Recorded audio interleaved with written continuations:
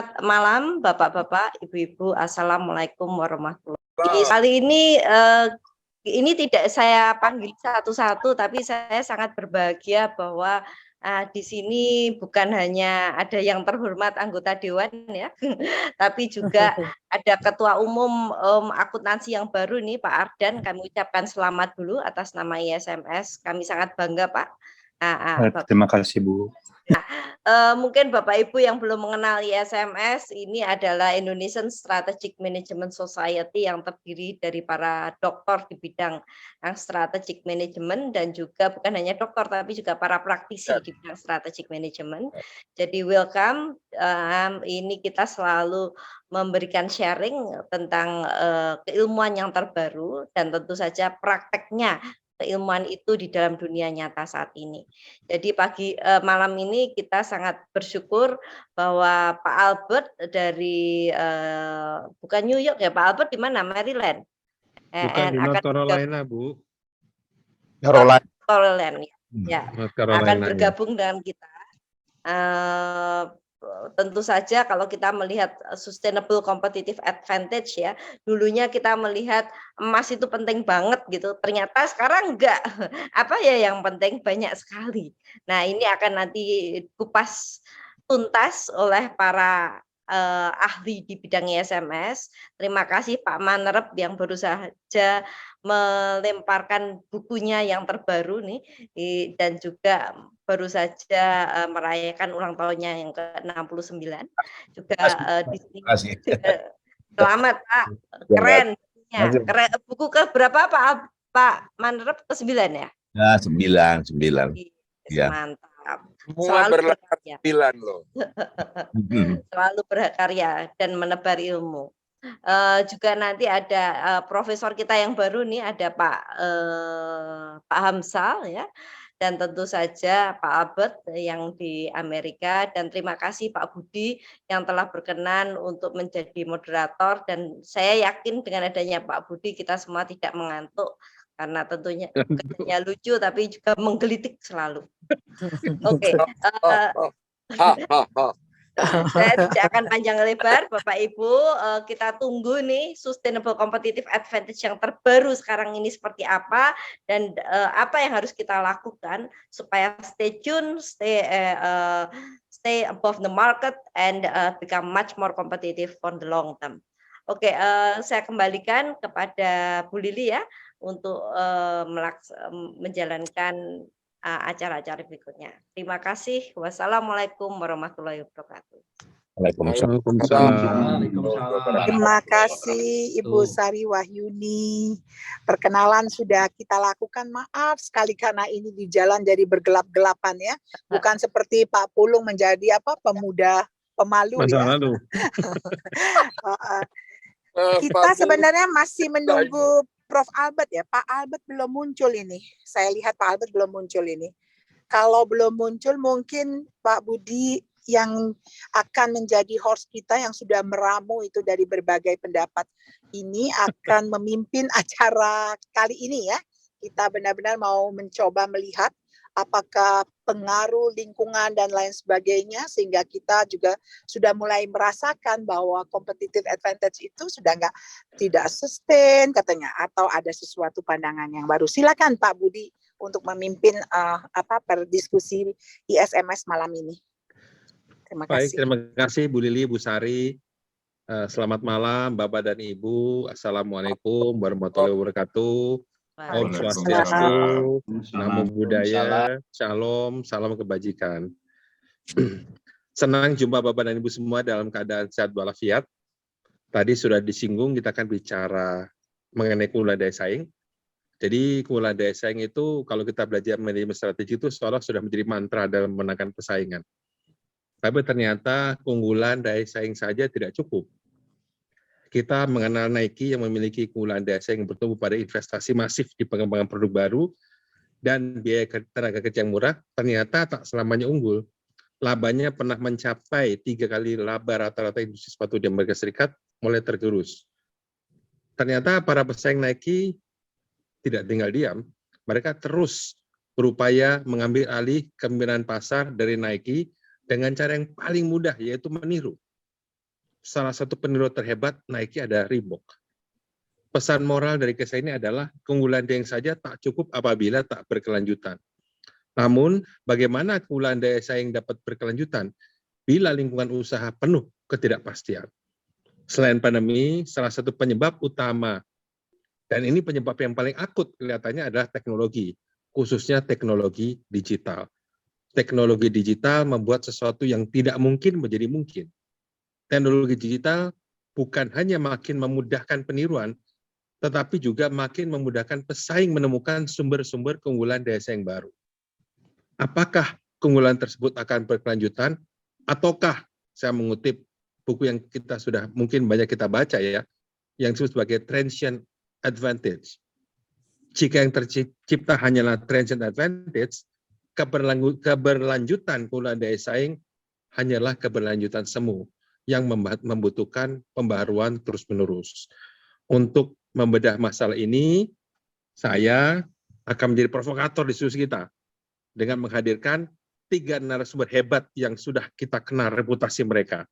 Yang pertama adalah Bapak Albert Wijaya, yang sebentar lagi akan bergabung, kelihatannya dari jam 6.50 katanya Buli, sudah mencoba tapi belum berhasil. Saya kira sebagian besar kita mengenal beliau. Jadi Pak Albert ini kemarin saya sudah video call dengan beliau di Raleigh, North Carolina. Jadi saya diajak keliling apartemennya live dari North Carolina dengan menggunakan video call. Nah hari ini meskipun pada waktunya mungkin 11 atau 12 jam ya, jadi masih pagi, sudah terlalu pagi gitu bagi Pak Albert di sana, tapi Pak Albert bersedia hadir untuk kita semua. Yang kedua adalah Bapak Muhammad Hamzah. Ini baru saja menjadi guru besar dan kita kenal, saya kenal khususnya sangat paham seluk-beluk strategi. Yang ketiga adalah Pak Maner Pasaribu yang juga kita kenal aktif menulis banyak buku ya, utamanya terkait teknologi digital. Nah, selamat malam Bapak-bapak dan Ibu semua. Sebelum kita mulai, izinkan saya menjelaskan terlebih dahulu tata cara diskusi kita. Jadi yang pertama mohon mematikan mic kita masing-masing selama diskusi, kecuali bila diminta menghidupkan oleh host atau ingin bertanya dengan menggunakan fitur chat atau raise hand. Ya. Seperti itu sebelum menyalakan mic. Jadi diskusi ini akan menjadi 2 bagian. Bagian pertama adalah kita adakan seperti talk show, di mana ada tanya jawab antara saya sebagai host dengan para narasumber narasumber kita, sorry. Kemudian bagian kedua, baru kita akan membuka kesempatan kepada para hadirin untuk mengajukan pertanyaan. Sekali lagi, mohon menggunakan fitur chat apabila di tengah diskusi ada yang ingin ditanyakan, tetapi apabila sudah tanya jawab dan masih ada pertanyaan, silakan menggunakan fitur raise hand, sehingga kita semua bisa mendengarkan dengan baik. Oke. Kita mulai Bapak dan Ibu, mungkin pertama ke Pak Hamzah ya, Pak Hamzah ya. Bapak kan pasti mengikuti perkembangan teori dan konsep keunggulan daya saing, Pak Hamzah. Bisakah Bapak update ke kita semua? Seperti apakah state of the art terkini competitive advantage ini? Adakah dampak pandemi terhadap perkembangan teori dan konsep keunggulan daya saing, Pak Hamzah? Silakan, Pak. Baik, terima kasih Pak Budi. Assalamualaikum warahmatullahi wabarakatuh. Salam sejahtera bagi kita semua. Yang saya hormati Bu Sari, Ketua Umum Indonesia Strategic Management Society, ISMS, Pak Budi Sucipto, guru saya ini. Salam hormat Pak, selamat malam. Bapak Ibu, anggota ISMS dan juga teman-teman, rekan-rekan yang hadirin, yang meluangkan waktu berdiskusi malam ini. Jadi saya izin share di atas sinyalemennya Pak Budi. Sudah kelihatankah Bapak Ibu? Belum Pak. Loading kan? Belum. Sudah mulai. Sudah ya? Started, tapi belum kelihatan. Masih muter. Saya coba slideshow. Ya, udah kelihatan Pak, tapi masih belum slideshow. Slideshow. Ini dulu. Mungkin berat kalau slideshow, Pak. Mungkin biasa aja. Tapi single slide mungkin ya. Biasanya suka Ya. begitu. Coba saya coba lagi. Ya. Kadang.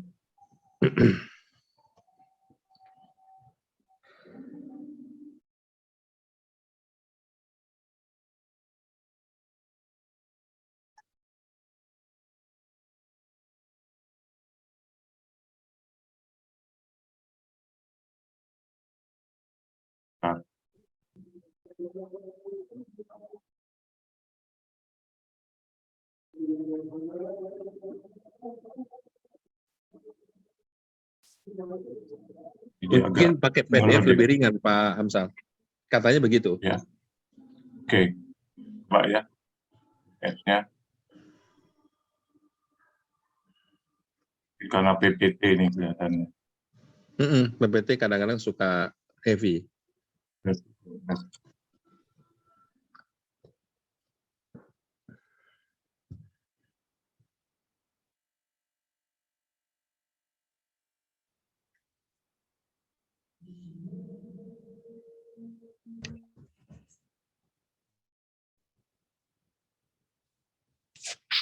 Saya lagi buka.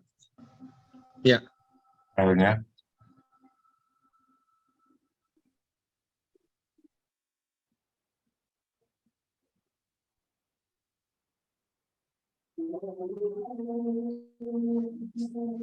Bentar, Bapak Ibu.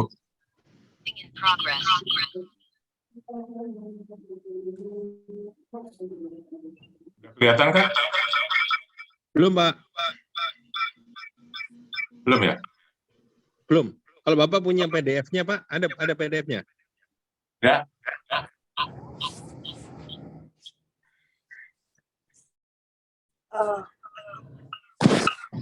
Pak Hamsal, apakah Nah, udah bisa nih. Udah bisa. Enggak, yang ya, pernah nggak usah. bikin saya?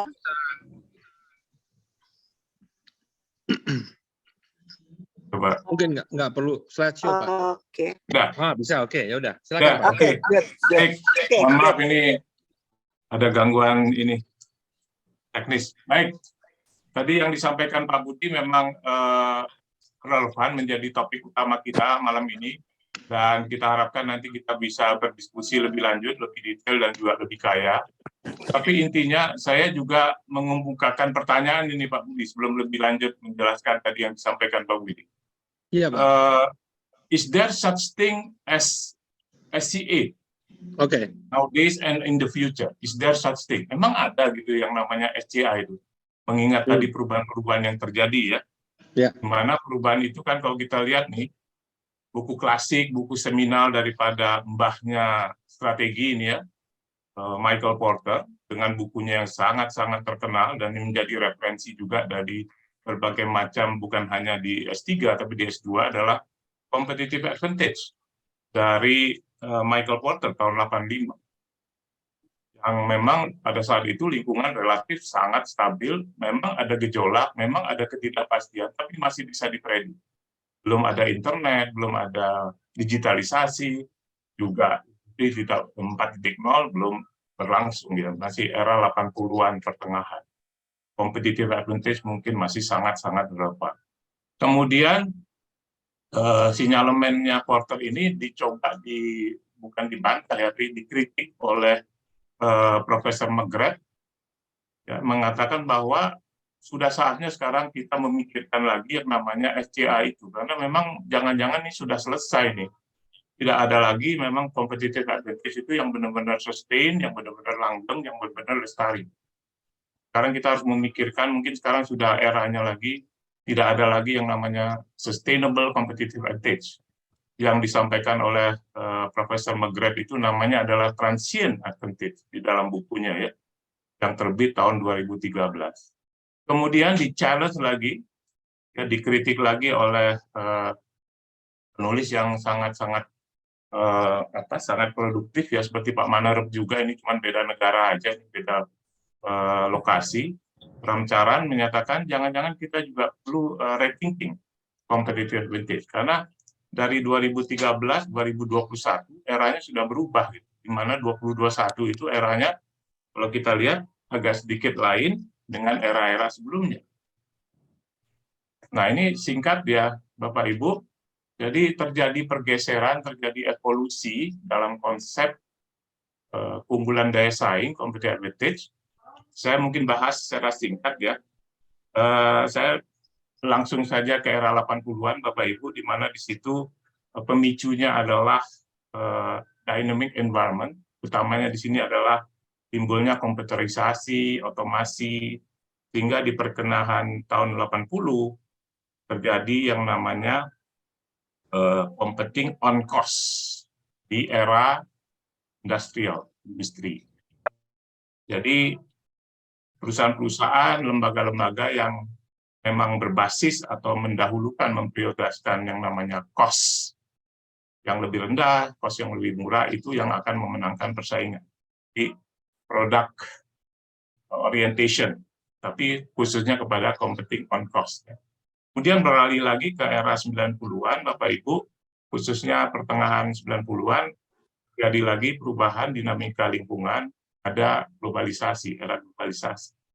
Dan di sini kita masuk kepada yang namanya information age. Bergeser lagi, bukan lagi competing on cost, tapi competing on quality. Perusahaan-perusahaan yang bisa memberikan produk, atau kalau perusahaan jasa yang memberikan layanan yang berkualitas, service quality, dia akan memenangkan persaingan. Kemudian memasuki era 2000-an awal, terjadi yang namanya era knowledge, mulai muncul internet, ya. Dan ini bila sebelumnya fokus kepada sales, kita lihat di sini fokusnya kepada entrepreneurial.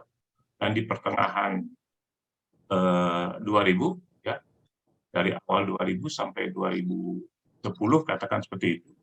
Bergeser lagi bukan competing on quality, tapi competing on delivery, ya, khususnya mulai dari tahun 2000. Nah, terakhir kita lihat sudah mulai yang namanya disruptive innovation, banyak usikan-usikan. Bukunya Pak Manerep ini banyak fokus kepada yang namanya usikan atau gangguan inovatif. Ya, inovasi. Ada Grab, ada Uber sebelumnya, kemudian ada yang namanya Airbnb. Di industri perbankan kita kenal dengan namanya fintech. Kemudian juga di industri kesehatan, rumah sakit muncul telemedicine dan sebagainya. Ini adalah bukan lagi competing on delivery, ya, di awal tahun 2000, tapi di pertengahan 2000, khususnya tahun 2010, competing on agility. Perusahaan yang makin agile, makin tangkas, terutama di era digital, itu akan memiliki sumber unggulan daya saing. Dan ini dipicu oleh yang namanya pandemi tadi, Pak Budi, ya. Jadi memang kalau kita dalam konteks moderating, ya ini yang memperkuat ini virus yang dahsyat ini, ya, pandemi ini yang memperkuat competing on agility. Nah, terjadi pergeseran di era 2020, Bapak Ibu, kelihatannya di era digital, mungkin nanti akan lebih lanjut dibahas oleh narasumber yang lain, terutama mungkin Pak Manerep. Itu adalah banyak perusahaan-perusahaan itu atau katakanlah pemain-pemain di era disruptive innovation itu, termasuk perusahaan rintisan yang memang membangun atau mengembangkan ekosistem. Ya, mengembangkan ekosistem. Dan kalau kita lihat di buku terakhir dari Ramcharan 2021, ya, Rethinking Competitive Advantage, saya fokus saja kepada poin ketiga, Bapak Ibu. Jadi ke depan, menurut Ramcharan, persaingan itu bukan lagi antara produk kita dengan produk kompetitor kita. Kalau jasa, ya berarti layanan, servis kita dengan jasa yang lain, servisnya dikompetisikan gitu, ya. Kemudian bukan juga antara bisnis proses kita dengan bisnis proses kompetitor kita. Bukan juga antara model bisnis kita dengan model bisnis kompetitor kita. Tetapi menurut Ramcharan 2021 ke depan adalah antara ekosistem yang kita bangun dengan ekosistem dari orang lain atau pihak lain, dari kompetitor kita. Ya, jadi bukan lagi bicara produk, bisnis model, atau proses, tetapi adalah antar ekosistem. Itu yang bersaing. Ya, a company doesn't compete with ecosystem. Itu yang seperti yang disampaikan terakhir, konsepnya bergeser kepada persaingan antar ekosistem. Dan itulah yang akan membuat atau meramaikan konsep keunggulan daya saing ke depan. Ya. Sementara itu, sebagai pengantar Pak Budi dari apa yang tadi disampaikan, saya izin stop share. Saya kembalikan ke Pak Budi. Terima kasih Pak Budi.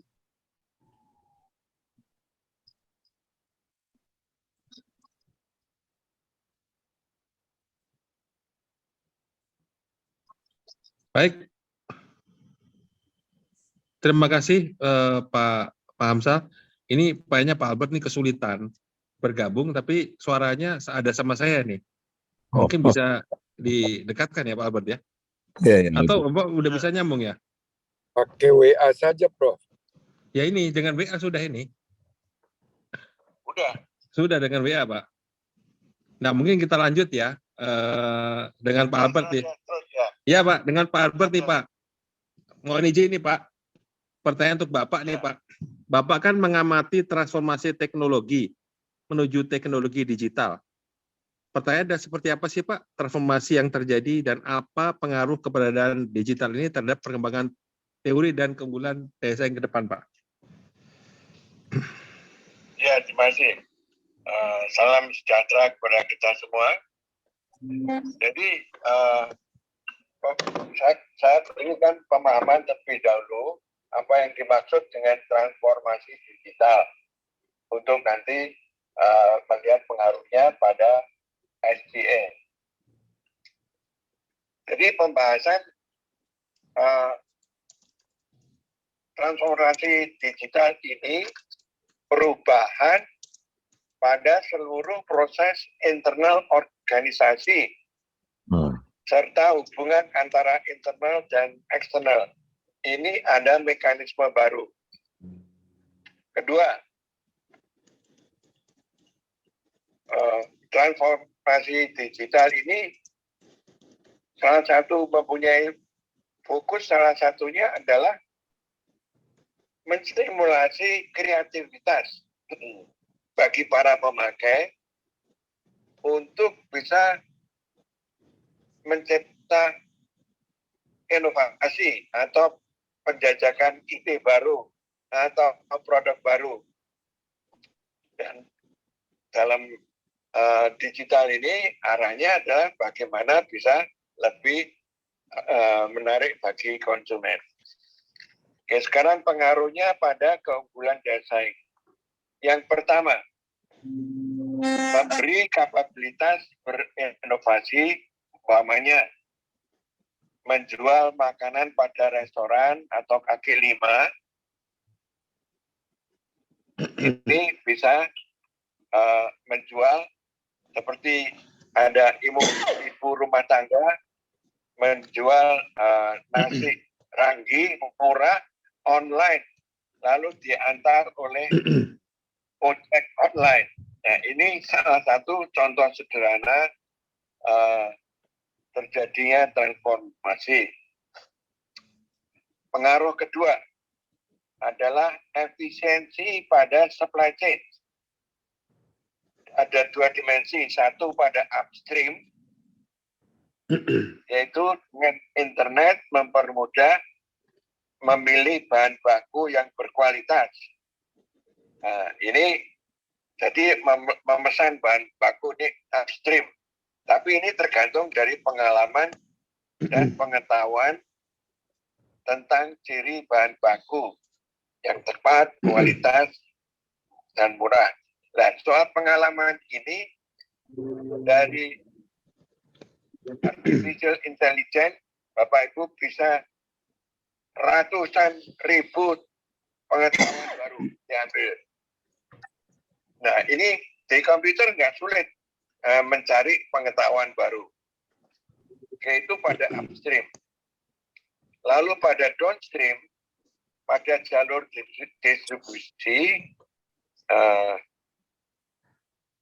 pengaruh digital ini membawa koneksi antara pembeli sama penjual, konsumen. Ini downstream, sehingga pembeli tidak usah pergi ke toko, tapi langsung melalui internet. Nah, ini saya kira Bapak Ibu sudah mengalami semua itu. Jadi inilah pengaruhnya pada konsep keunggulan desain. Jadi bagaimana bisa membatasi konsumen yang lebih luas, memberi online-nya itu gambar-gambar yang atraktif yang menunjukkan apa yang dijual, keunggulannya dari produk-produk yang ditawarkan. Demikian Pak Budi, terima kasih. Baik, Pak Albert, tadi kan Pak Hamsal bicara ekosistem ya Pak Albert ya. Nah ini ada nggak pengaruhnya teknologi ini terhadap pembentukan ekosistem Pak? Apakah semakin mendorong atau semakin membuat blur ekosistem? Jadi nggak ada lagi namanya ekosistem Pak, karena semuanya sama jadinya Pak. Bagaimana menurut Bapak? Oke. Ekosistem pada transformasi digital ini bicara mengenai platform. Oke. Jadi ada teknologinya memfasilitasi yang kita tidak sadari. Kita bisa connect, mengundang siapa saja untuk bersama-sama, entah itu membuat kontribusi untuk membangun produk atau menulis artikel. Jadi ini platform membangun kerjasama bisa luas.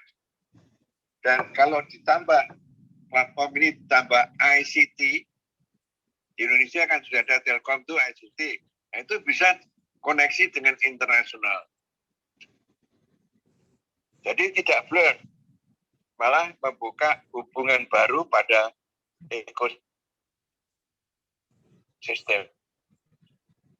Oke, baik, terima kasih Pak Albert. Mungkin saya beralih ke Pak Manrep dulu ya Pak Albert ya. Pak Manrep. Ya. Bapak kan mencermati perkembangan teknologi digital di Indonesia Pak Manrep. Seberapa besar sih pengaruh teknologi digital dalam menciptakan peluang untuk meraih keunggulan daya saing? Baik, terima kasih nih sahabat-sahabat semua, Pak Budi dan Ibu Sari ya, Profesor Hamsal, terima kasih nih Prof. Selamat dulu ya, kita bangga strategi manajemen punya profesor saat ini itu kira-kira luar biasa. Selama ini belum pernah kita lihat itu ya. Pak Albert yang ada di Amerika ya, kemarin kita sama-sama meluncurkan buku, Bapak luncurkan dari Amerika ini bukunya ini ya. Baik, pertanyaan dari Pak Budi, seberapa besar pengaruh teknologi digital dalam menciptakan peluang untuk meraih keunggulan daya saing? Saya kira itu Pak Budi ya. Ya, ini, betul Pak. Betul ya. Jadi pertama dulu saya sampaikan ya, prinsip-prinsip teknologi itu begini dia.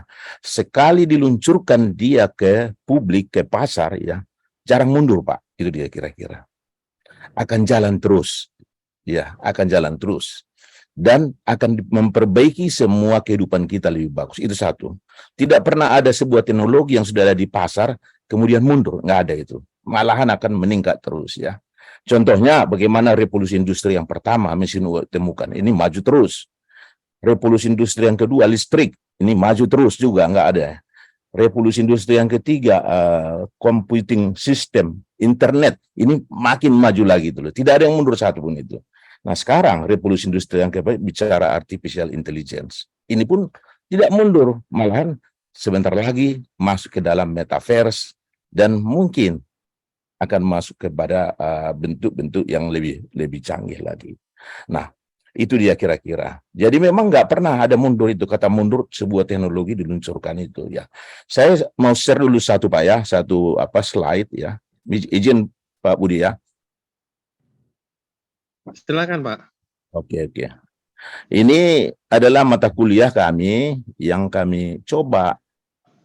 Saya ulang di sini, di S3 ini Pak Budi ada mata pelajaran ini, digital, iya, Pak. Network, sama institution, bicaranya seperti itu. Bagaimana kita melihat komunikasi di sini ya, antara slide show Pak. Sudah nampak kah? Sudah nampak Pak. Kurang besar. Oh siap, siap slide. Ustaz. Ya. Sudah kah? Mantap. Sudah. di sini nampak ini bagaimana percakapan antara strategi dan teknologi. Ya, strategi kalau yang kami pahami Pak Budi dan kawan-kawan semua tidak berubah, ya, tidak berubah dia. Ini sudah seperti yang diajarkan di sekolah, mulai dari visi, objektifnya, kemudian bentuk strategi, ya, kemudian kebijakan-kebijakan itu diformulasikan strategi. Kita ajarkan itu di strategi manajemen. Kemudian program, budget, prosedur. Nah, ini juga bentuk implementasi. Ini pun sudah kita ajarkan juga ya. Terakhir performance, produktivitas dan efisiensi. Yang sudah disampaikan tadi Pak Albert, sebetulnya yang berubah itu di mana? Hanya di sini Pak, prosedurnya. Bagaimana pelaksanaan itu daripada pekerjaan-pekerjaan sehari-hari, penjualan dan lain sebagainya, di situ yang dirubah. Ya, itu yang didigitalkan. Banyak orang salah menangkap ya bahwa transformasi digital itu di pimpinan. Enggak ada itu di situ. Transformasi digital itu adalah siapa yang langsung menghasilkan uang, operator, resepsionis, siapa lagi kira-kira, teller, itu yang penjual langsung, itu yang sebetulnya digitalkan. Prosedur seperti apa itu?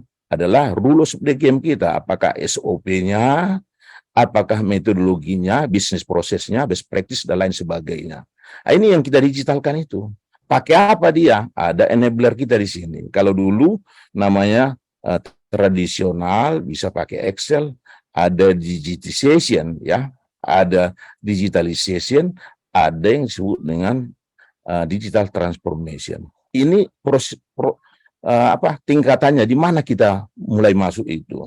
Digitalisasi hanya untuk merubah dari analog ke digital, tidak banyak seperti BPN melakukan itu kira-kira ya, hanya mendigitalkan sertifikat tanah ya.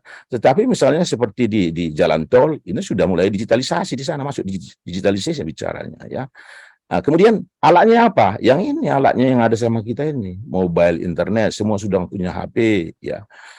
Automation misalnya jalan tol yang sifatnya yang dulu pakai bayar cash, IoT, cloud computing ya. Ini semua alat-alat ya.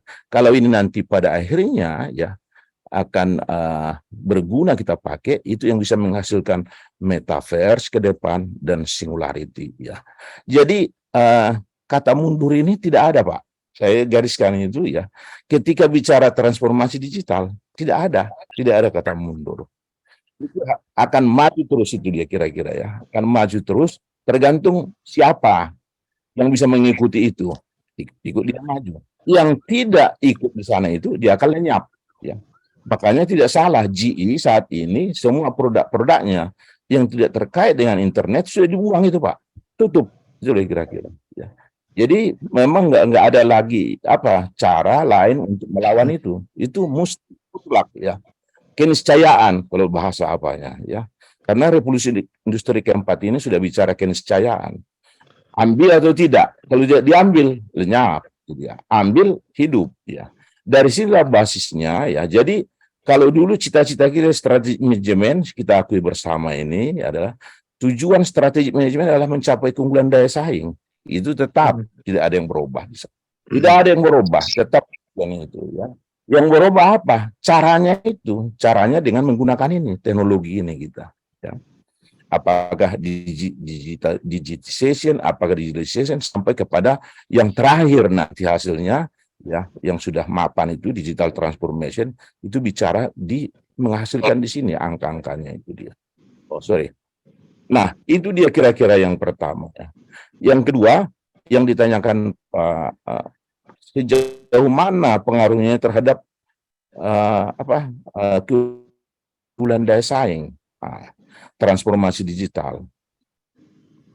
Saya membaca di majalah Ekonomis ya, terbitan itu tahun ini ya, yang terbaru ini masalah Indonesia ya. Dia bilang di sana peluang teknologi digital digambarkan majalah di Ekonomis itu bahwa kita dengan digital services yang sangat dinamis ya, akan menciptakan pasar konsumer yang lebih integrated, lebih dari 100 juta manusia, Pak, ya. Kemudian juga bisa menghasilkan sekitar 80 miliar US dollar per tahun. Itu sudah luar biasa sebetulnya. Jadi itu peluang sebetulnya yang bisa diambil itu ya. Jadi orang yang tidak mau terlibat di sana, kita nggak dapat apa-apa, termasuk e-commerce dan lain sebagainya. Nah, ini sebetulnya makanya majalah The Economist menyatakan begini, ya Indonesia menjadi giant ya di Asia dalam waktu yang tidak terlalu lama, karena banyak selain dari transformasi kita ada nikel, ada boksit dan lain sebagainya. Itu merupakan hal yang perlu kita ambil manfaatnya ke sana. Nah, kembali ke topik tadi itu, topik ini ya, menurut kami Pak ya, yang perlu kita pahami dulu ya, kalau yang saya pahami dari buku Ramcaram dan juga transformasi digital lainnya ya, pertama dulu yang perlu kita pahami di situ bahwa perbedaan antara competitive advantage yang tradisional yang kita miliki saat ini dengan yang akan datang hanya masalah data, Pak. Data kata kuncinya itu ya. Dan Indrayan juga bicara ini masalah data doang ya. Semua produk-produk kalau zaman dulu bentuk fisik, sekarang bentuk data dia. Saya bisa gambarkan di sini perbedaan itu. Mudah-mudahan nanti ada gambaran itu apa yang disampaikan oleh ini dia. Ya. Ini yang disampaikan oleh keunggulan daya saing, competitive advantage yang tradisional dengan yang akan datang itu.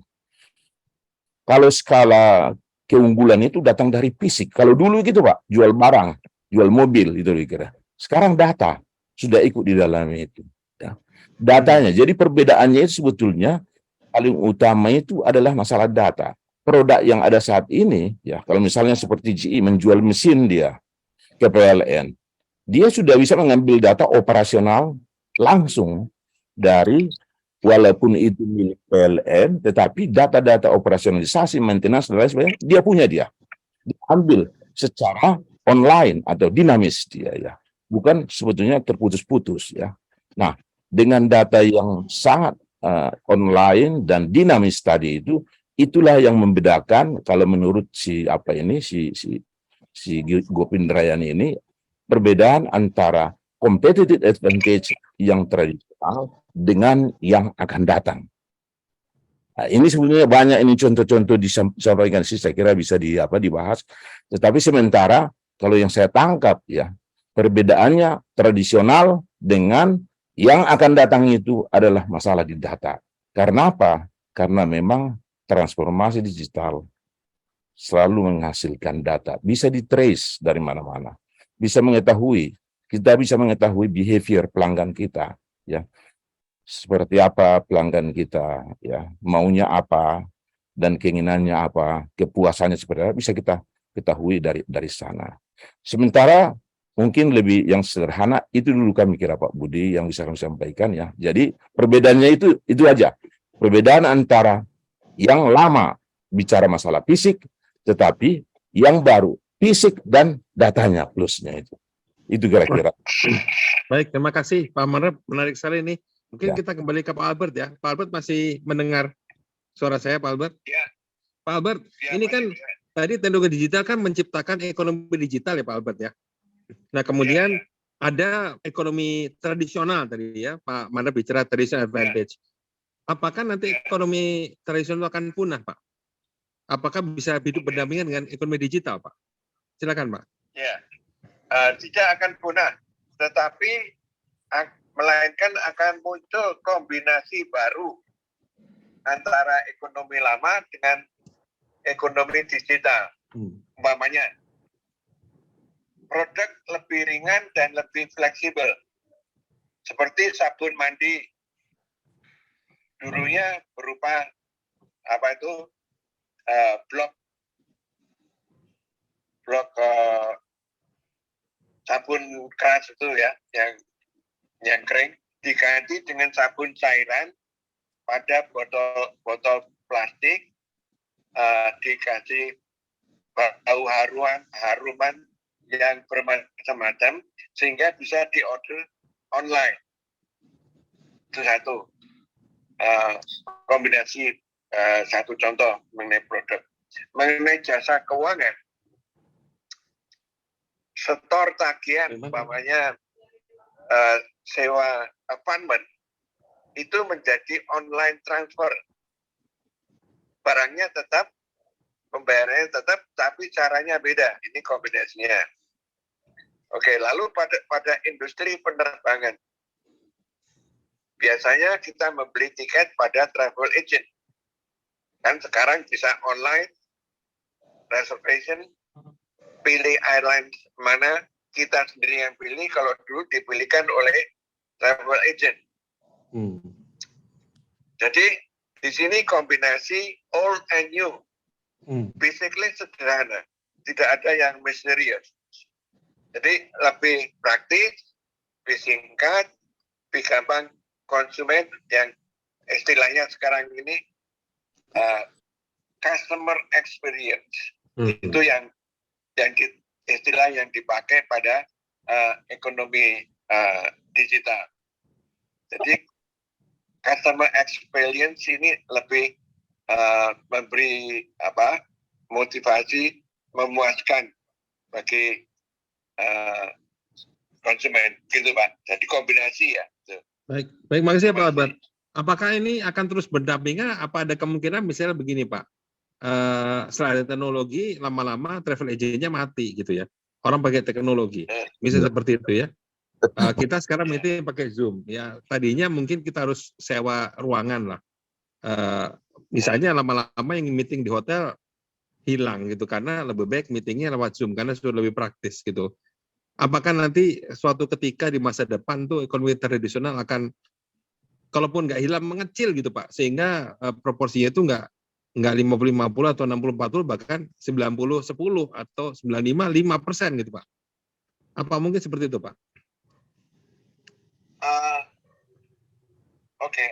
Mengenai bentuk fisiknya akan banyak perubahan. Tetapi mengenai fungsinya tetap sama, tapi dirubah. Seperti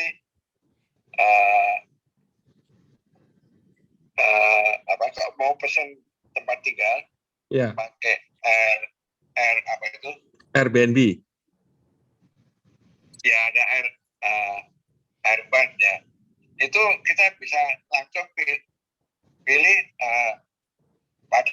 ada penduduk keluarga yang menyewakan rumahnya melalui internet ini, tidak ke hotel. Jadi ini hotelnya Pak Haryadi itu agak sedikit menurun nih, ada ekonomi digital nih. Jadi bisa pesan di rumah-rumah itu bisa kontak dengan orang yang memerlukan hotel melalui internetnya si AirHub ini. AirHub, oke.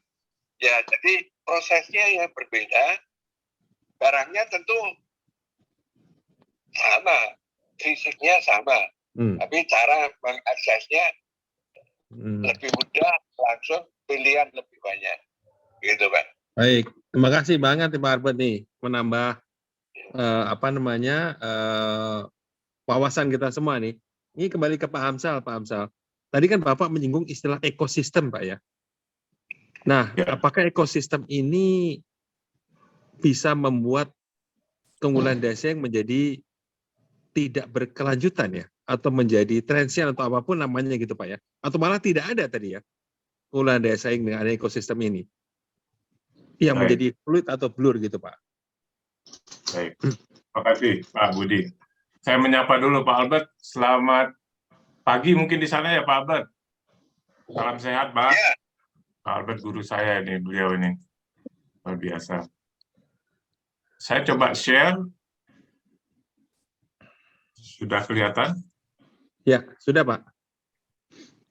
Oke, tadi ini sudah disampaikan dari Pak Manarep ya, Govinda Rajan dan Pengkat Raman di HBR ini ya, Pak Manarep ya, tadi sudah dijelaskan. Saya langsung ke definisi ini, Pak Budi. Memang definisi ekosistem itu banyak sekali, dan ini memang konsep yang diambil dari disiplin keilmuan biologi sebenarnya. Terutama dalam konsep evolutionary theory ya. Jadi kalau dulu kita kenal nih agak sedikit flashback ke belakang. Kalau dulu kita kenal istilahnya adalah stakeholder, sekarang mungkin stakeholder itu harus diperkaya atau dimodifikasi sedikit konsepnya. Dalam konteks digital, stakeholder itu menjadi yang sekarang istilahnya adalah ekosistem. Tapi di sini bukan ekosistem lingkungan, tapi adalah bisnis ekosistem. Banyak sekali definisinya, tapi saya ambil di sini adalah satu definisi yang menyatakan bahwa ekosistem bisnis itu, Bapak Ibu, adalah satu kumpulan bisnis di mana aktor-aktornya itu saling berbagi, saling sharing, orkestrasi daripada berbagai macam resources, dan bila perlu berbaginya itu atau bekerja samanya itu ya, dalam bentuk kolaborasi itu dengan kompetitor. Dimungkinkan kita tidak hanya berkolaborasi atau berkompetisi ya, tapi juga bisa berkolaborasi di samping kita berkompetisi secara terpisah-pisah. Ini membentuk satu unique independent system yang tadi disampaikan oleh Pak Albert adalah drive atau pemicu utamanya adalah memakai yang namanya platform, ya, memakai namanya platform. Nah, kita lihat di sini ada 3 kata kunci ya Bapak Ibu. Tadi ada platform based ecosystem, contohnya adalah Apple dengan Google. Kemudian ada startup ecosystem, banyak sekali perusahaan-perusahaan rintisan yang dari startup menjadi unicorn dan sebagainya. Dan yang ketiga, ini yang contohnya adalah Uber, kemudian Grab, Gojek ya dalam konteks di Indonesia, mobility ecosystem. Dan karakteristik dari ekosistem bisnis adalah 3 hal di sini. Ada sustainability, tetapi sustainability-nya nih mungkin tidak selama pada era Michael Porter atau era sebelumnya. Yang pertama sustainability, yang kedua adalah ada tata kelola secara mandiri ya, self-governance, dan juga tadi yang disampaikan Pak Albert adalah menstimulisasi ya, merangsang atau menstimuli kreativitas yang akhirnya nanti menjadi inovasi, innovation. Inilah yang terjadi ke depan. Ya, memang ke depan itu saya sepakat dengan Profesor McGrath bahwa there's no such thing as sustainable competitive advantage. Yang ada adalah dalam konteks di Barney itu adalah TCA, temporary competitive advantage, atau dalam konteks Profesor McGrath bilang transient advantage. Ini mungkin daya saing itu bisa nggak lama-lama. Ya, unggul minggu ini belum tentu unggul minggu depan. Unggul tahun ini belum tentu unggul tahun depan. Ya, jadi sangat pendek dan juga itu keunggulan daya saingnya menjadi sangat-sangat tidak lestari atau tidak langgeng. Nah, saya menambahkan sedikit dari penjelasannya Pak Manerep tadi ya, dan juga dari Pak Albert ya. Jadi memang elemen daripada bisnis ekosistem bisnis digital itu kalau kita lihat ya, memang ada tahapan-tahapannya.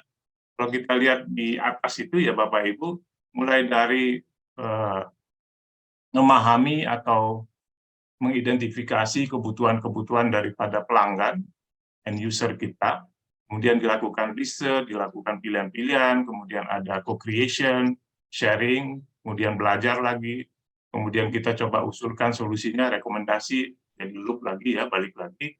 Kemudian juga ada tahapan-tahapan, tadi yang disampaikan Pak Albert, pentingnya peran daripada pengalaman daripada konsumen, ya, experience, digital customer journey, ini mesti diidentifikasi. Kemudian ada berbagai macam omnichannel digital, ada digital business foundation, dan juga ada digital business support. Nah, tadi yang disampaikan di sesi sebelumnya, di penjelasan sebelumnya dari Pak Manerep adalah yang di tengah-tengah itu ya. Jadi misalnya kalau kita lihat dalam konteks big data, analytics, kemudian bicara digital business architecture, itu masuk di dalam digital business support. Kemudian juga kalau kita bicara e-commerce, kemudian bicara API dan sebagainya, itu masuk ke digital business foundation. Omnichannel kita kenal, ada yang namanya online channel, offline channel, kemudian ada mix, dua-duanya menjadi omnichannel. Nah, ke depan inilah yang akan membentuk ekosistem. Dan ini ekosistem ini akan bersaing dengan ekosistem yang lain.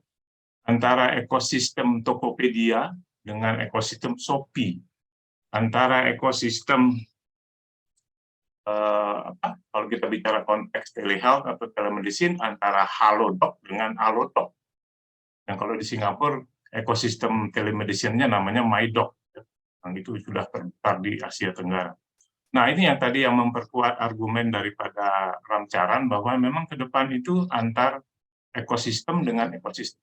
Dalam konteks digital antara ekosistem bisnis digital dengan ekosistem bisnis digital yang lain.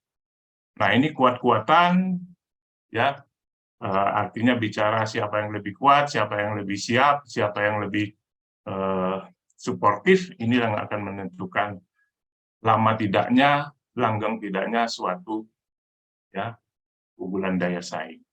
Sementara itu dari saya Pak Budi, saya kembalikan ke Pak Budi. Terima kasih. Sedikit ya. Silakan Pak Albert. Silakan komentar. Silakan Pak Albert.